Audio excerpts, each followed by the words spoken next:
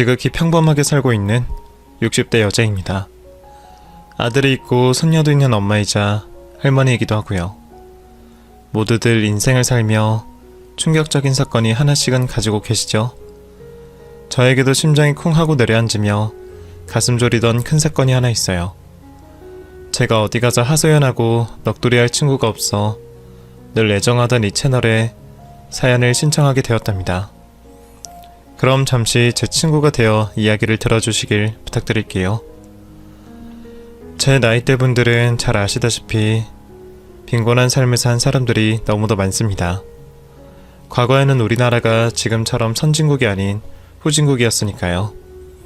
저는 가난한 집안의 셋째 딸로 태어나 있고 싶은 것과 배우고 싶은 걸 제대로 지원받아 본 적이 없었습니다. 그저 굶지 않고 하루 두 끼라도 제대로 먹으면 다행이었죠. 그런 제가 학업을 제대로 했을 리 없겠죠. 제 또래분들은 어디까지 교육을 받으셨을지 모르겠지만 저는 국민학교를 졸업하고 곧장 일터에 뛰어들었습니다. 제가 시골에서 자라서 그 당시 어린 제가 할 수 있는 일은 이웃집 밭일이나 가수원 일을 도와 돈을 벌었어요. 그리고 그 돈은 부모님 손으로 들어갔고 생계를 돕는 데 쓰였죠. 그렇게 어린 나이부터 조금 고생하며 성장했고 18살이 되던 해에 집을 나왔답니다. 저는 공장단지가 있는 곳을 돌며 숙식 제공되는 일자리를 찾아다녔고 금세 일터를 찾게 되었습니다. 제가 선택한 곳은 이불 공장이었는데 먼지가 얼마나 많은지 일하는 내내 마스크를 쓰고 있어도 밤에 숙소로 돌아와 코를 풀면 시커먼 먼지 덩어리가 튀어나왔답니다. 그래도 일이 고된 만큼 식사 지원이 참 잘 됐어요. 시골집에서 살 때 구경도 못했던 소세지, 햄, 고기와 같은 반찬들이 거의 몇 끼니마다 나와서 그 공장을 그만두고 싶은 마음이 하나도 없었죠. 그곳에서 8년의 세월을 보내고 26이 되었을 때 제 앞날에 대한 계획을 세우기 시작했습니다. 돈이 없을 때는 하루 3끼 밥만 먹으면 다행이라고 생각했었는데 돈을 모으고 나니 행복해지고 싶은 욕심이 생기더라고요. 그래서 전 가정을 이루기로 결심했고 공장 사장님과 동료들에게 선자리를 부탁했답니다. 남자 만날 기회가 없었으니 선을 보지 않으면 결혼할 수 있는 가능성이 매우 희박했으니까요. 그래서 얼마 뒤 한 남자를 소개받게 되었습니다. 그 사람도 다른 공장에서 일하는 총각이었는데 저처럼 이성을 만나본 적이 한 번도 없는 순진한 사람이었습니다. 저희는 처음 만났을 때 너무 쑥스러워 대화를 거의 나누지 못했는데 두 사람 모두 가정을 이루고 싶은 마음이 절실했기 때문에 대여섯 번의 만남을 가진 후 신혼방을 구하고 혼인신고만 하고 부부의 연을 맺었습니다. 솔직히 깊은 사랑을 느끼거나 이 남자가 아니면 안 되겠다 라는 마음은 없었어요. 저와 비슷한 처지와 비슷한 계획을 가진 사람이었기 때문에 결혼하게 된 거죠. 그리고 이듬해 저와 남편이 바라고 바라던 아들이 태어났습니다. 드디어 진짜 제가 소망하던 가정이 이루어지는 순간이었죠. 또 남편과는 다르게 아들에게는 무한한 사랑이 매일같이 샘솟았어요. 잠시라도 떨어져 있으면 보고 싶어 죽겠다 라는 생각이 시도 때도 없이 들었답니다. 그리고 전 육아를 위해 다니던 이불 공장을 그만두었고 아이가 조금 성장하면 다시 다니기로 했답니다. 아들이 처음 말을 하고 걸음마를 시작할 때 어찌나 행복하던지 어떤 말로도 형용할 수 없을 만큼 행복했어요. 가난한 집에 태어나 고생만 하고 살았던 제가 처음 느끼는 감정이었네요. 3년 동안 24시간을 아들과 붙어 지내다 보니 남편과는 점점 거리가 멀어지는 것 같았습니다. 그이는 묵묵히 자기 할 일을 열심히 하며 가장 노릇을 했죠. 그런 그가 아들이 4살 되던 해 저에게 이혼 서류를 꺼내들었습니다. 저 아닌 다른 여자와 사랑에 빠졌다며 자신을 그만 놓아달라고 했답니다. 전 배신감이 들긴 했지만 그동안 남편에게 살가운 아내가 되어본 적이 몇 번이나 있나 생각해보니 거의 없는 것 같았어요. 가정을 지키고 싶긴 했지만 남편의 확고한 마음을 고백해서 쉽게 이혼 서류에 도장을 찍고 말았답니다. 그렇게 저는 30의 나이에 이혼녀가 되었고 홀어머니의 삶을 살게 되었습니다. 그 당시에는 이혼이 흉이어서 저를 피하는 사람이 많았습니다.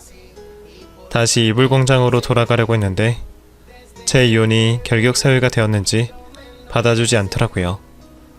또 남들은 남의 이야기를 어찌나 좋아하던지 제가 이혼한 사실을 모르는 사람이 없을 정도로 소문이 퍼졌습니다. 그래서 결국 제가 지내던 동네를 벗어나 아들과 살 새로운 거처를 도시에 마련했습니다. 그곳은 전주였어요. 아무런 연고도 없는 동네이니 거기서 조용히 살면 되겠다 싶었죠. 일자리는 다행히 좋은 사장님을 만나 전주 비빔밥 식당에서 일하게 되었습니다. 제가 음식을 잘 하지 못한다는 말에도 얼마든지 배우면서 할 수 있다고 용기를 주셨고 제 사정을 듣고 위로까지 해주시며 앞으로 잘해보자고 힘을 주셨답니다. 그깟 이혼이 흠이라고 사람을 받아주지 않는다니 웃기는 동네예요. 이제 곧 있으면 21세기인데 고리타분한 정신을 가진 사람이 그리 많으니 나라가 발전할지 모르겠습니다. 나는 아주머니가 딱해 보이기도 하지만 근성이 있어 보이니 일을 주도록 할게요. 앞으로 잘해봅시다. 감사합니다, 사장님. 저 사장님 아니었으면 오갈 데 없어서 길바닥에 나앉을 뻔했어요. 제 생명의 은인이라 생각하고 이 식당에 뼈를 묻을 때까지 일하겠습니다. 그렇게 저는 아들과 지낼 단칸방을 구하고 제가 일하는 동안 아들을 돌봐줄 보모를 구했습니다. 하루 12시간을 일해야 했으니 보모를 구해야 했던 건 어쩔 수 없는 일이었죠. 그렇게 안정을 찾은 제 삶은 오래도록 이어졌습니다. 월급을 받으면 아들에게 온갖 지원을 해주었고 그 덕분인지 아들은 공부를 매우 잘했어요. 초등학교 때는 물론이고 중고등학교 시절에도 전교에서 5등 안에 들 만큼 똑똑했답니다. 그런데 아들은 대학에 진학하지 않았어요. 제가 충분히 등록금을 내줄 형편을 만들어 놓았는데도 대학이 아닌 사법고시를 준비하겠다고 고집을 부렸답니다. 엄마, 나는 차차 들어가는 아들이 될 거야. 검사가 되어서 엄마한테 자랑스러운 아들이 될 거라고. 몇 년 머리 싸매고 공부하면 되니까 조금만 기다려줘. 현진아, 넌 이미 자랑스러운 아들이야. 사법고시 그거 많이 힘들다는데 꼭 해야겠어? 그냥 대학 가서 좋은 데 취직하는 게 낫지 않겠어? 너 정도 머리면 어디든 가능할 텐데. 하지만 아들은 평범한 직장인이 되어 평범한 인생을 사는 것보다 출세해서 저에게 효도하며 살고 싶은 마음이 크다며 사법고시를 준비했습니다. 그런데 아쉽게도 3년 동안 3번의 시험을 치르고 모두 낙방하고 말았습니다. 아무래도 공부 좀 한다는 사람들이 몰리는 시험이니 쉬울 리가 없었죠. 하지만 아들은 포기하지 않고 계속해서 공부했고 2017년도에 치러진 마지막 사법고시에 합격해서 검사가 되었습니다. 우리 아들 대단하다. 어떻게 마지막 사법고시 합격을 할 수 있니? 물론 네가 열심히 노력한 것도 있지만 이건 하늘이 도운 거야. 넌 행운하라고. 맞아. 정말 하늘이 뒀어. 이번에 떨어지면 고졸자로 어디 가서 취직해야 하나 걱정했는데 천운이 따라 사법고시를 패스했다고. 엄마, 이제 고생 그만하세요. 제가 그렇게 해드릴게. 저는 아들의 말만 들어도 너무 행복했습니다. 녀석이 간절히 바라던 검사가 되었으니 제 인생은 더 바랄 게 없었고 여한 따위 하나도 없었네요. 이듬해 검사로 임명된 아들은 전주를 떠나 수원으로 가게 되었습니다. 나라에서 그리로 오라고 하니 별 수가 없었죠. 아들은 함께 떠나자고 했는데 제가 전주 생활에 길들여진 것도 있었고 지금 일하는 곳의 사장님께 죄송한 마음이 들어 저는 조금 더 지내다가 수원에 가겠다고 일렀죠. 그래서 저는 전주에 남아 홀로 생활하게 되었고 아들이 그리워 자주 전화를 걸었습니다. 하지만 나란히라는 아들이 좀 바쁜 게 아니라 연락은 일주일에 2번 연결되었고 항상 바쁘고 숨이 찬 목소리로 전화를 받았답니다. 아들, 많이 바빠? 이번 명절에 집에 내려올 수 있어? 우리 얼굴 본 지가 벌써 3달이 넘었다고. 엄마 어쩌지? 내가 이번에 맡은 사건이 너무 많아서 못 갈 것 같아. 내가 용돈 붙여드릴 테니까 그걸로 맛있는 거 사드셔요. 너무 서운해하지 말고. 다음에는 꼭 내려갈 테니까 잘 지내고 있어. 그래? 할 수 없지. 우리 아들이 잘났으니 일을 많이 하는 거겠지. 엄마는 괜찮아. 걱정 말고 밥 잘 챙겨 먹고 몸 관리 잘해. 그렇게 아들이 바쁘다 보니 자주는 아니지만 가끔 수원으로 올라가 아들 얼굴을 보고 내려왔습니다. 냉장고에 반찬을 채워주고 청소와 빨래도 해놓으며 엄마의 흔적을 남기고 돌아왔죠. 그런데 그런 식으로 돌아올 때마다 아들과 헤어지는 게 너무 싫어서 전주 생활을 정리하고 수원으로 와야겠다고 마음먹었답니다. 그런데 몇 달 뒤 제가 수원으로 이사갈 필요가 없어졌어요. 아들 녀석이 결혼하겠다고 나섰기 때문이죠. 갑자기 전주에 온다고 해서 무슨 일인가 했더니 곱디고 온 아가씨를 제 앞에 데리고 와 며느리감이라고 소개하더라고요. 엄마, 내 여자친구 어때? 예쁘지?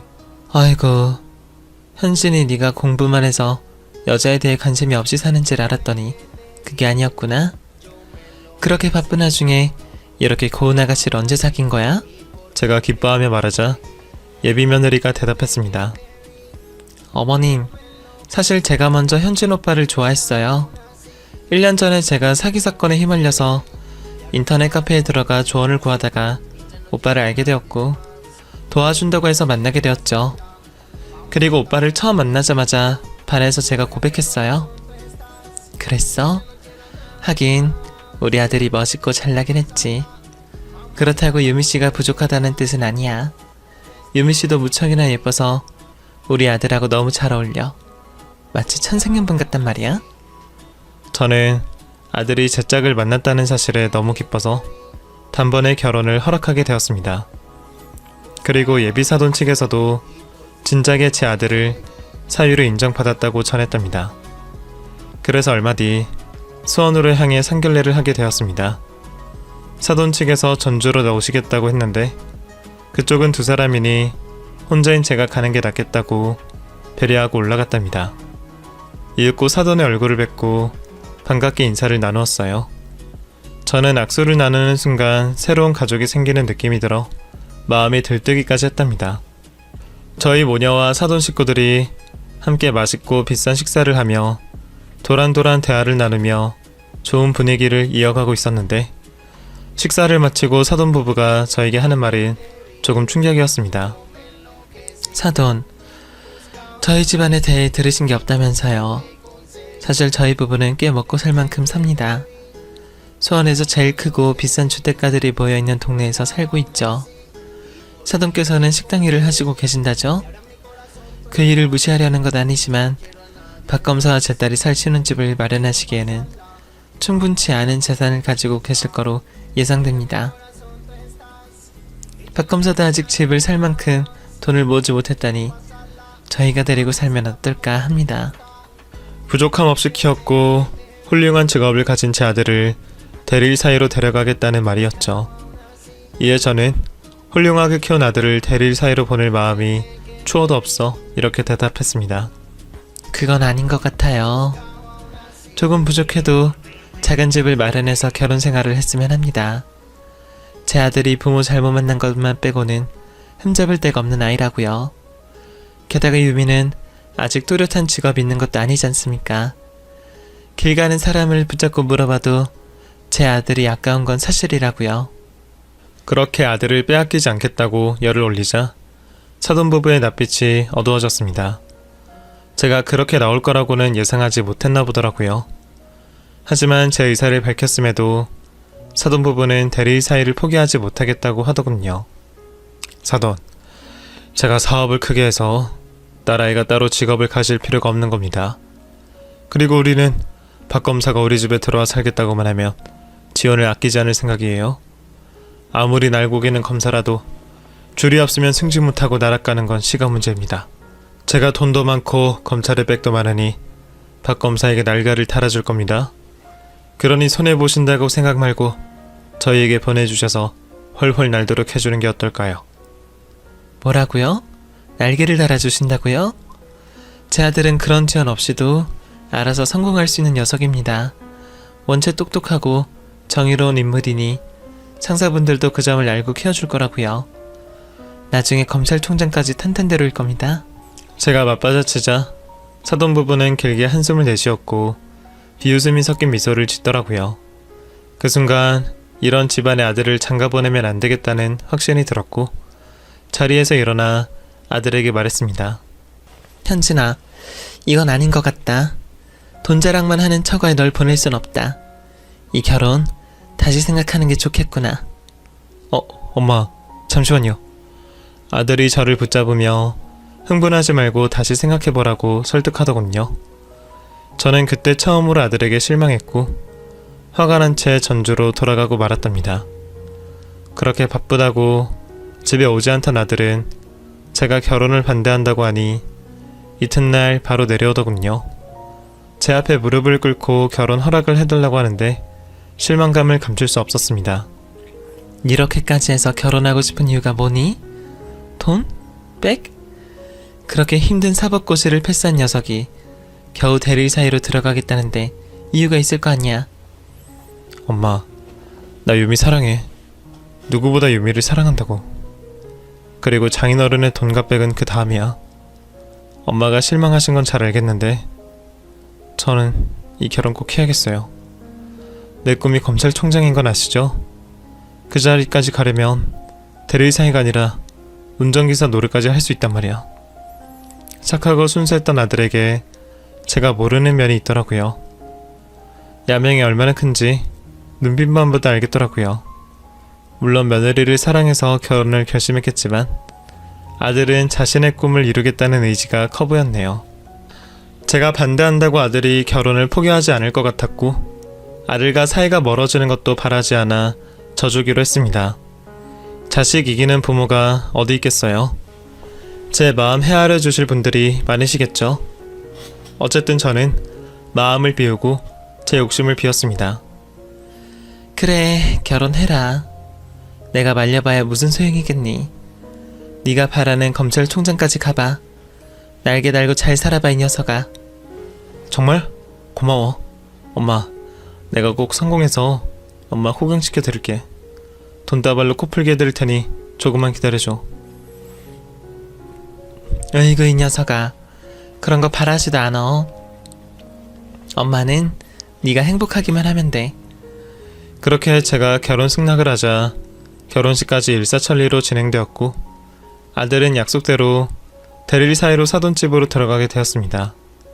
그리고 저는 수원으로 가서 아들과 함께 살 계획은 그대로 무너뜨리고 전주에서 계속 식당 일을 하며 지내게 되었죠. 25년 정도 한 식당에서 일하니 제가 사장인 줄 착각하는 사람이 덜어 있었고 저를 보고 단골로 오시는 손님도 참 많았죠. 그래서 떠나지 않은 게 잘한 거라 생각하고 제 소소한 행복을 이어가며 살았네요. 대릴 사이가 된 아들은 전보다 연락이 더 안 됐습니다. 잘 살고 있는 건지 눈칫밥을 먹고 지내는 건 아닌지 많은 걱정이 들었어요. 그런데 얼마 뒤 아들에게 연락이 왔는데 아들은 행복하게 잘 지내고 있고 얼마 안 있음 평검사에서 부부장 검사로 승진될 것 같다는 기쁜 소식을 알렸답니다. 아들은 장인어른의 백이 아니었으면 쉽게 승진하지 못했을 거라며 처가덕을 톡톡히 받고 있으니 걱정하지 말라고 하더군요. 저는 아들이 그렇게 기뻐하니 사돈댁이 마음에 들지 않았지만 고맙다는 안부 전화를 드렸습니다. 사돈 덕분에 제 아들이 승진했네요. 너무 감사드립니다. 에이, 겨우 이 정도 가지고 감사라뇨? 앞으로 박 검사 우리 사이 검찰 꼭대기까지 제가 올리도록 최선을 다할 겁니다. 사돈은 앞으로 축하할 일만 남았으니 걱정 붙들어 매십시오. 그렇게 부부장 검사로 진급한 아들은 안부 전화만 걸어올 뿐이었습니다. 승진하기 전 아들과 며느리를 두어 번 본 게 전부였답니다. 제가 보고 싶다고 외로우니 한번 내려오라고 아쉬운 말을 하니 아들은 승진했으니 그만큼 바쁘다며 더 이상 전주에 내려오지 않더라고요.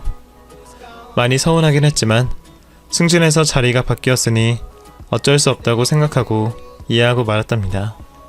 그래도 연락은 꾸준히 되었으니 아들이 잘 살고 있을 거라 믿고 제 인생에 충실하며 지냈죠. 그런데 결혼한 지 2년이 되어갈 때쯤부터 아들과 연락이 거의 닿지 않았습니다.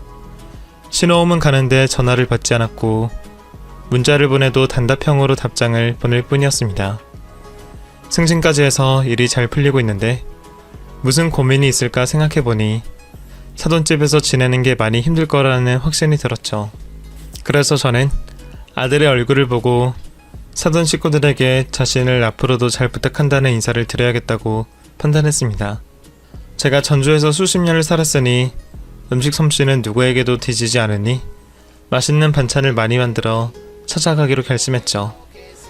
며칠 뒤 수십 가지의 반찬을 바리바리 싸들고 수원으로 가는 버스에 올랐습니다. 오랜만에 아들 만날 생각에 들뜬 저는 버스 안에서 잠들지 못했고 지나치는 풍경들을 보며 설레는 마음을 지우지 못했어요. 몇 시간 뒤 버스에 내려 택시를 타고 사돈집의 주소를 내밀었습니다. 택시기사님은 버스터미널과 가까운 곳이라며 저를 그리로 안내했어요. 이윽고 양손에 무거운 반찬짐을 들고 사돈집 옆에 다다랐습니다. 그런데 생각했던 것보다 집이 매우 으리으리했습니다. 제 평생 봐왔던 집 중에 가장 큰 집이라고 해도 과언이 아니었죠. 이런 곳에서 아들이 지낸다고 하니 결혼을 반대했던 지난날이 조금 후회됐어요. 괜히 제 욕심 때문에 아들의 날개를 부러뜨릴 뻔한 게 아닌가 하는 죄책감이 들더라고요. 저는 긴장을 풀기 위해 심호흡을 여러 번 하고 초인종을 눌렀습니다.